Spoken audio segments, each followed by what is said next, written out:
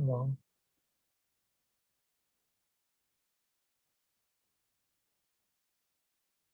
Oh, 5 seconds. Am I unmuted already? Okay.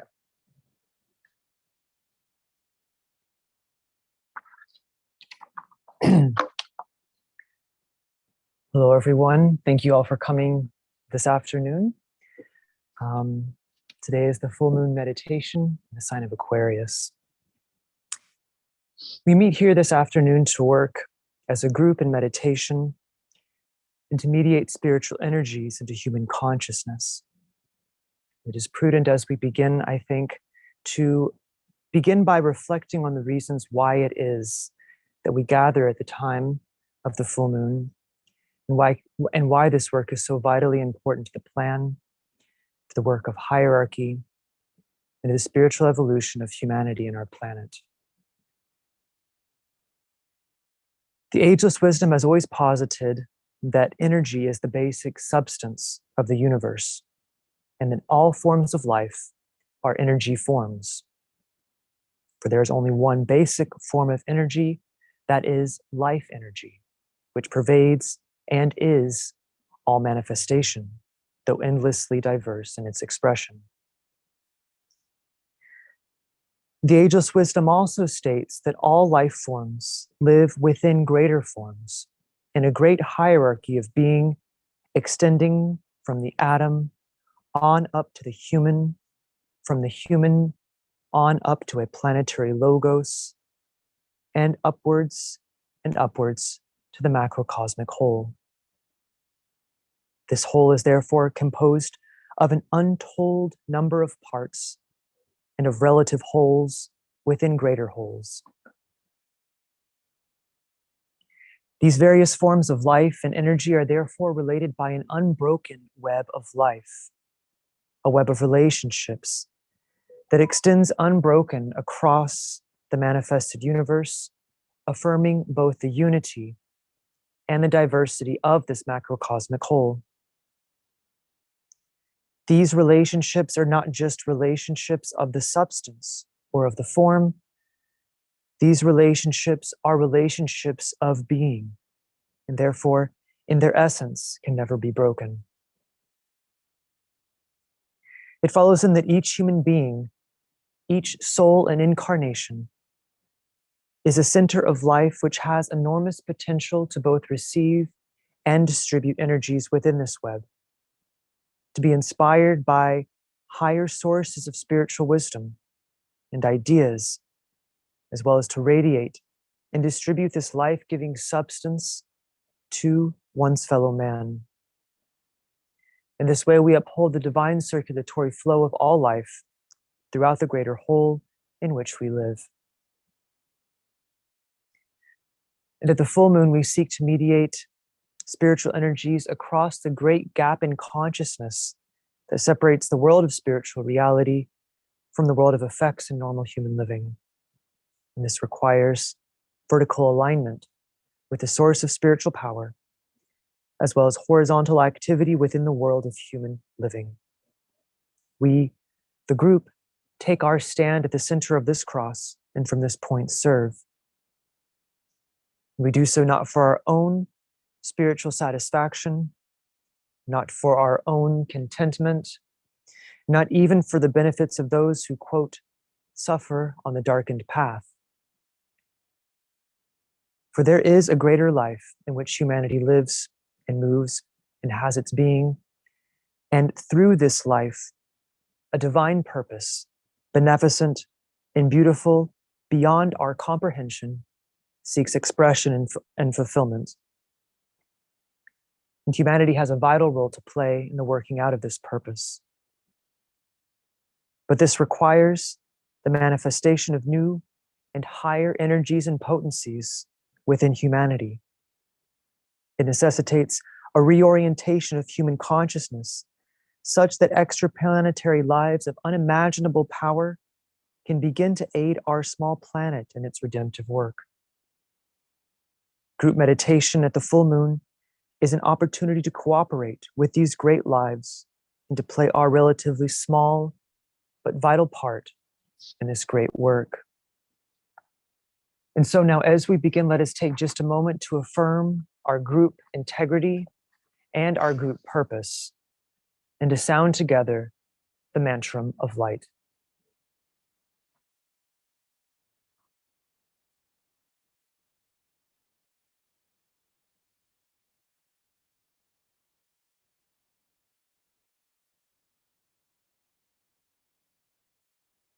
Radiance we are and power. We stand forever with our hands stretched out, linking the heavens and the earth, the inner world of meaning and the subtle world of glamour. We reach into the light and bring it down to meet the need. We reach into the silent place and bring from thence the gift of understanding. Thus with the light we work and turn the darkness into day. Om.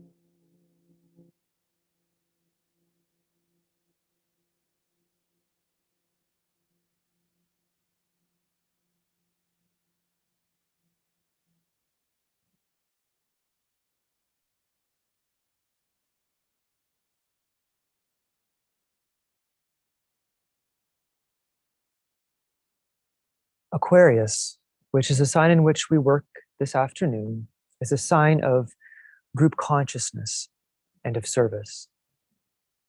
On the discipleship path, service, at least one of the many definitions of service, is, quote, the right use of soul force for the good of the group. Service is a soul activity, not so much on its own plane, but the soul as it functions within the world. As we know, the soul must work through a mechanism, a personality, which is intelligent, integrated, and responsive to the sacrifice and compassion, which is the natural prerogative of the soul.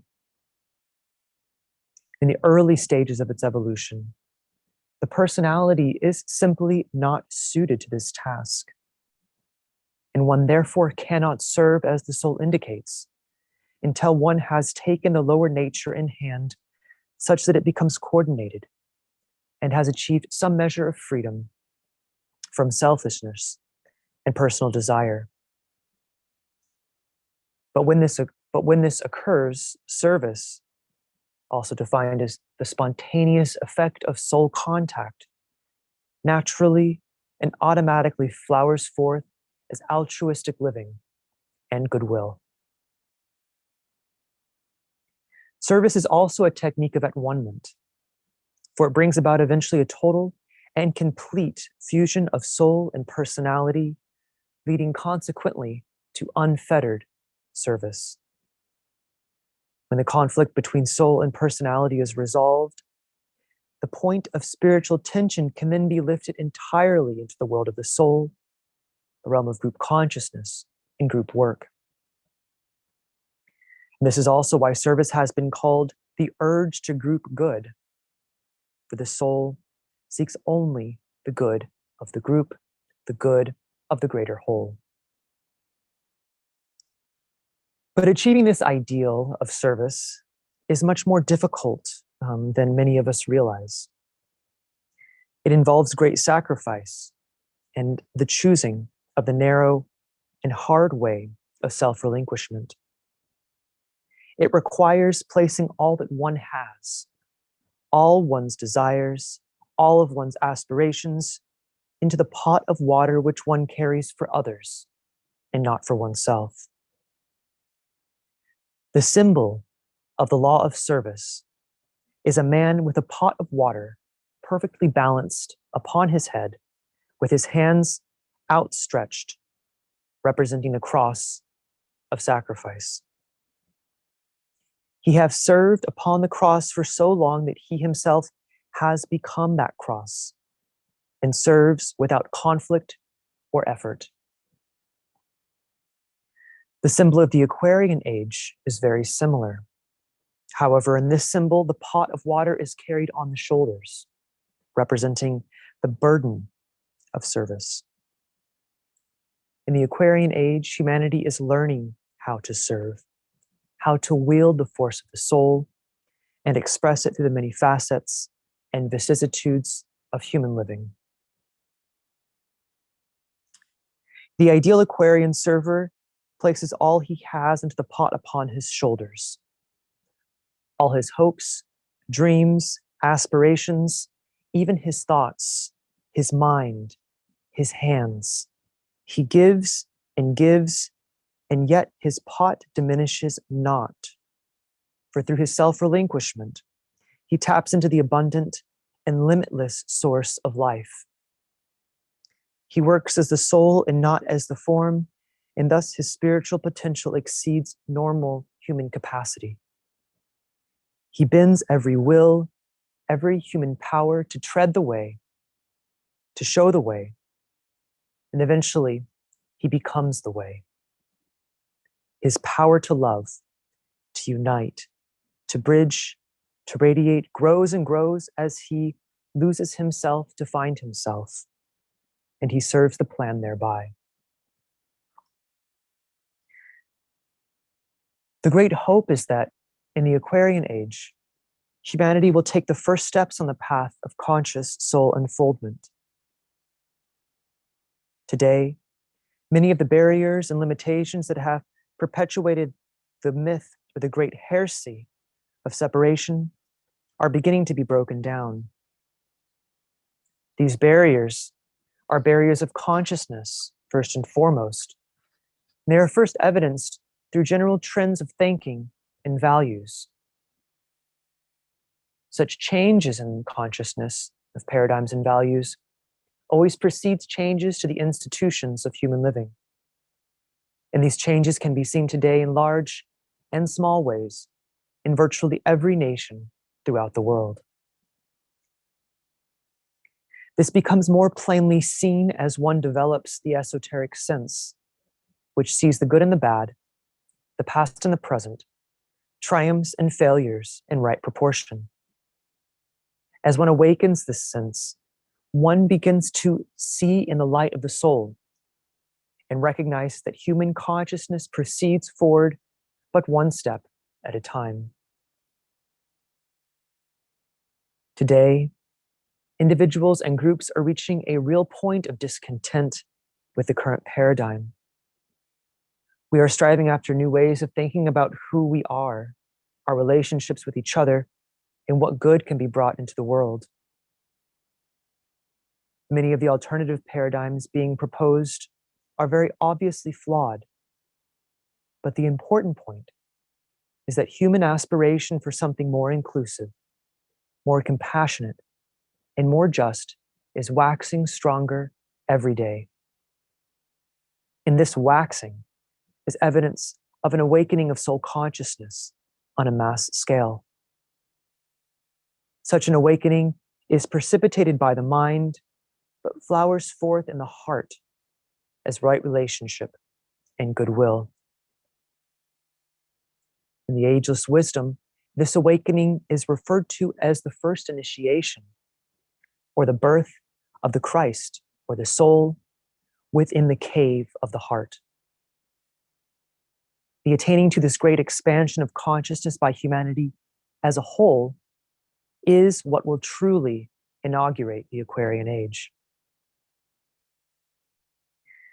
After the first initiation has been taken, the individual or the group is said to truly be on the path and seeks the spiritual life, the life of the soul, which is the life of service. This expansion of consciousness opens the door to the recognition that the self is the immortal soul. This self is first known as the voice of conscience, which whispers silently to those who seek goodness. But increasingly, as one proceeds upon this path,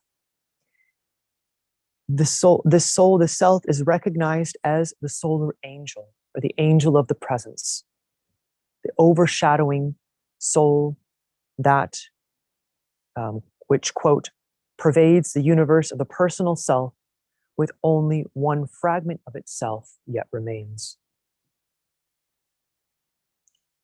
One of the natural effects of this soul contact is the rapid working off of karma. The light of the soul both reveals the mistakes of the past and yet,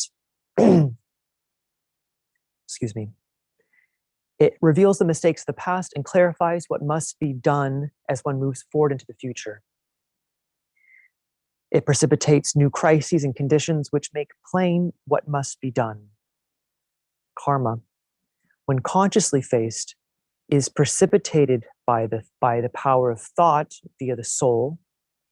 However, it is ultimately love that resolves that karma and brings it to an end. This suggests, therefore, that one simply needs to love more in order to resolve all the inconsistencies with divine intent to work off all one's karma. And the suggestion to simply love more is the key to the resolution of both individuals and humanity's problems. Seems probably rather trite and sort of useless, and very ignorant of the complexity and the reality of the contemporary world in which we live.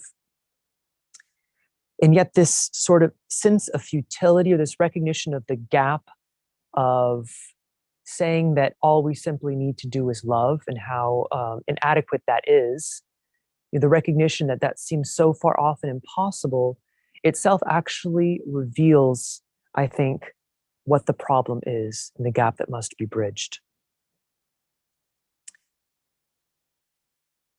And by that I simply mean that the love is simply not so present that it is in fact unbelievable to even suggest it. The Tibetan made very clear that it is the disciples of the world that prevent the externalization of the hierarchy and the reappearance of the Christ, not the intelligentsia and not the general public. He wrote that it is the responsibility of the disciples of the world to demonstrate the fire of the will to love, and that until this fire was adequately expressed by the world discipleship group, it would be a grave mistake for the Christ to reappear. So one might ask, what exactly is this fire of the will to love, and how can we bring it forth? The will to love is the power which destroys all hindrances to the pure beneficence of spirit. This is the love that is, quote, the cause of all creation and the sustaining factor in human living. This love induces that radiation which invokes and evokes not only the heart of God, but the heart of humanity also. The will to love is the result of identification with the whole, and is only possible after soul and personality have been consciously fused through the synthesizing agency of spirit. To accomplish this evocation of the fire of the will to love, the disciple must take the very drastic step of occultly throwing himself into the fire, that is the fire of spirit, so that his whole being may be set ablaze. These purificatory fires produce a synthesis in which the light of the soul, whose nature is spontaneous love, can blaze forth in its perfection.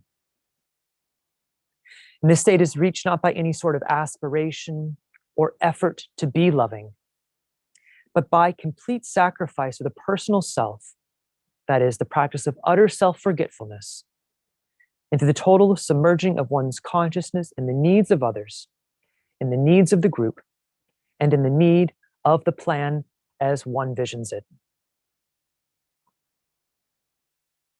The requirements to fully submit oneself to this fire are severe, and they culminate in the final stages of the path of discipleship. But certainly, we can all aspire to submit ourselves to whatever fiery ordeal constitutes for us the next immediate stage of our evolution.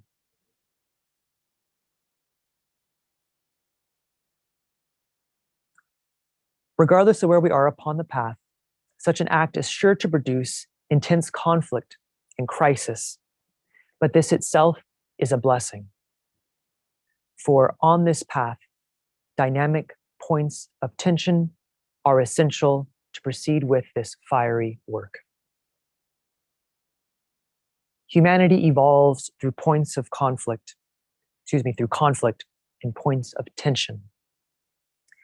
But we are told that humanity also evolves through pain and suffering, which is something a bit different.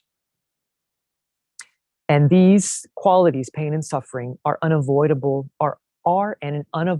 effect of the conflict produced between humanity's free will, which necessarily errs, and the divine will, which definitely does not.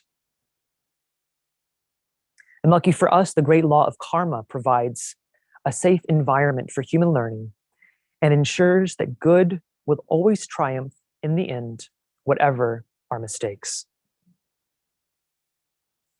One of the greatest services the disciple can render is the rapid working off of his or her own karma so that he can shoulder some part of humanity's karma, thus bringing the entire human race into closer alignment with this divine intention. Such work draws upon all compassion, right vision, and sacrifice, just to name a few. But most of all, and most importantly, it draws on and is based in his capacity to love. There is an ancient writing called the Cup of Karma, which exemplifies the attitude of the Aquarian server as he proceeds from self-achievement to group consciousness, to group service as a member of the spiritual hierarchy. And I'll conclude now by reciting a portion of it, and then we will proceed into our meditation. The Cup of Karma. There is a cup held to the lips of those who drink by four great lords of karma. The draught within that cup must all be drained, down to the nethermost drop, ere it is possible to fill the cup with a purer and sweeter one.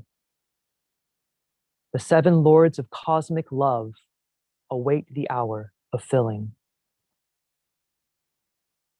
But when to utter emptiness the pilgrim drains the cup, then to the world in torment now he turns.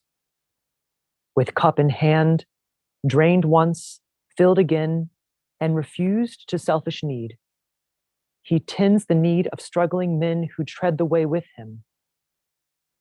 The draught of love, of sacred fire, of cool, health-giving stream he lifts not towards himself, but holds it forth to others. Upon the road, a weary man, he becomes a lord of power. Power gained through work accomplished. Power reached through conscious will. Through the cup of karma drained, he gains the right to serve. Look on, O pilgrim, to the goal. See shining far ahead the glory that envelops and the light that naught can dim. Seize on the cup and swiftly drain. Delay not for the pain. The empty cup, the steady hand, the firm and strong endeavor lead to a moment's agony and thence to radiant life.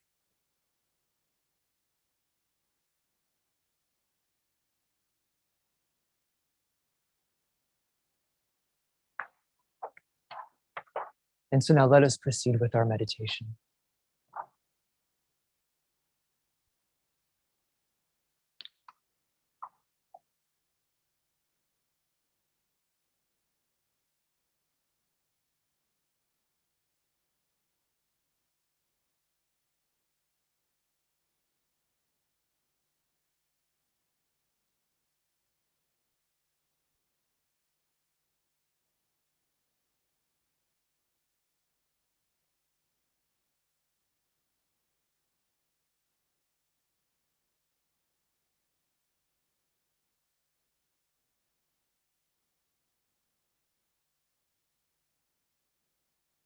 letting in the light.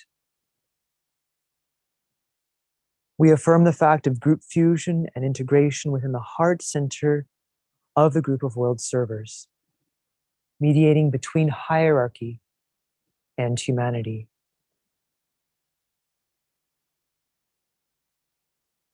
I am one with my group brothers, and all that I have is theirs. May the love which is in my soul pour forth to them. May the strength which is in me lift and aid them. May the thoughts which my soul creates reach and encourage them.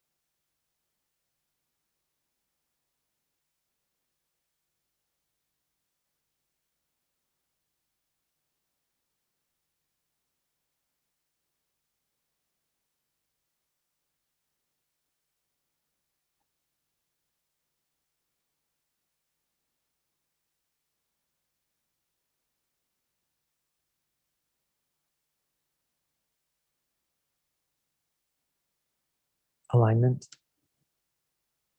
We project a line of lighted energy towards the spiritual hierarchy of the planet, planetary heart, the great ashram of Sanat Kumara, and towards the Christ at the heart of hierarchy.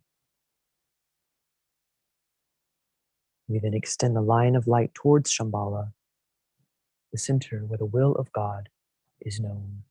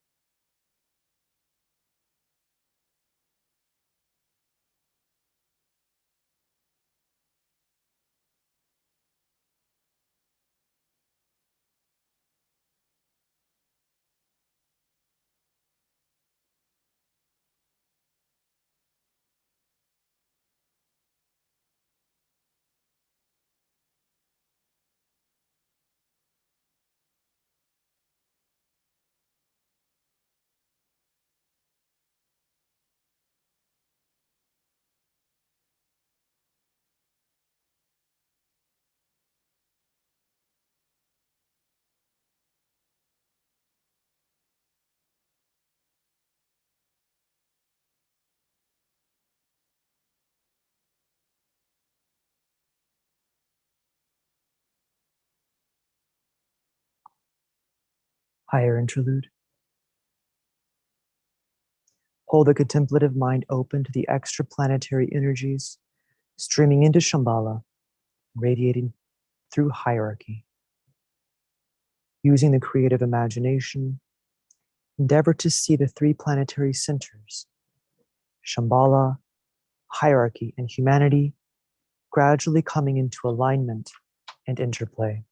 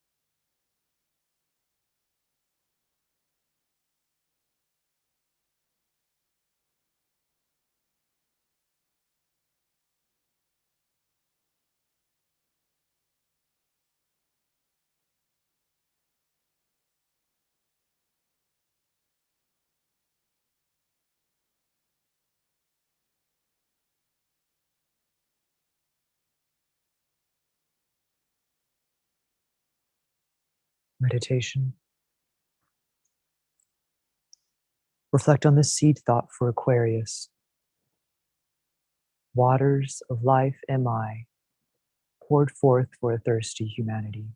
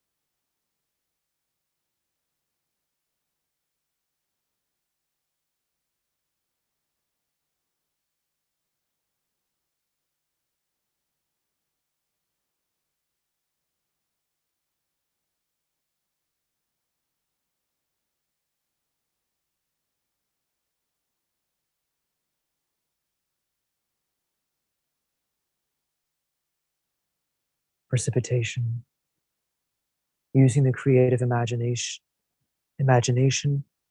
visualize the energies of light, love, and the will to good pouring throughout the planet, becoming anchored on earth and prepared physical plane centers through which the plan can manifest. Use the sixfold progression of divine love as the sequence of energy precipitation. Shambhala, hierarchy, the Christ, the group of world servers, men and women of goodwill, physical centers of distribution.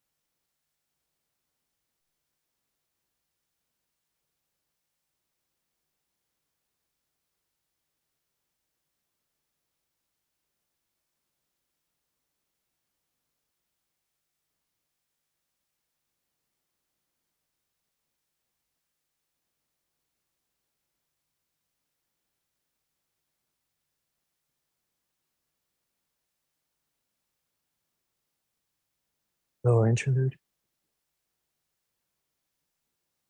Refocus the consciousness as a group within the periphery of the great ashram.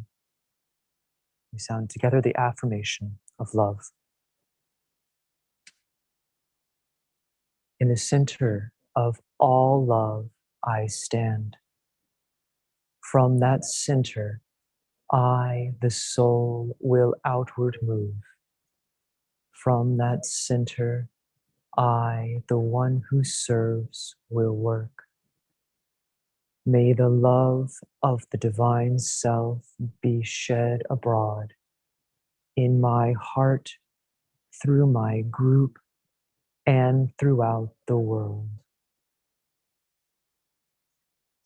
Visualize the downpouring spiritual inflow released from Shambhala through the hierarchy and streaming into humanity through the prepared channel.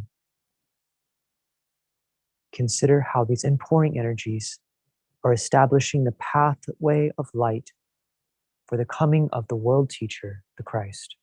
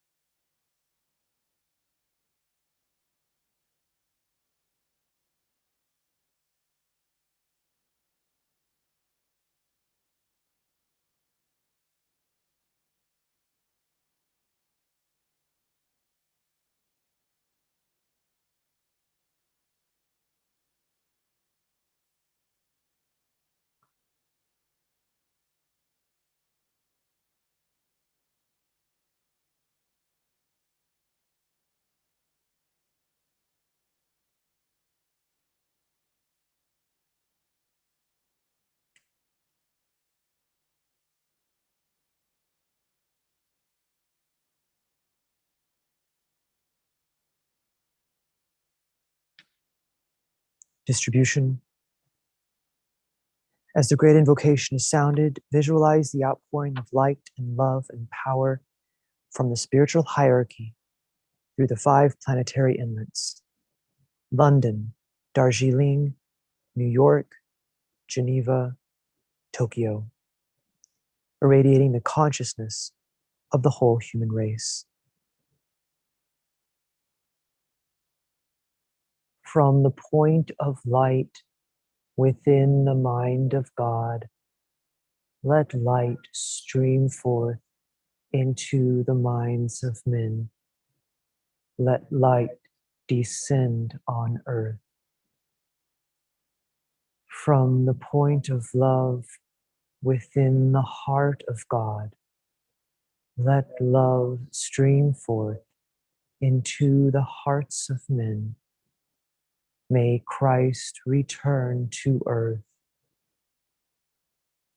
From the center where the will of God is known, let purpose guide the little wills of men, the purpose which the masters know and serve. From the center which we call the race of men, let the plan of love and light work out, and may it seal the door where evil dwells. Let light and love and power restore the plan on earth. Oh.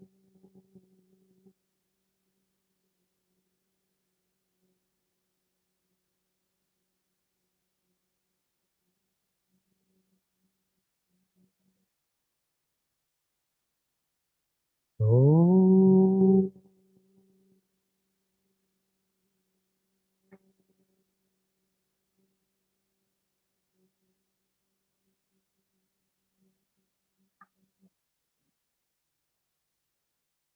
Oh.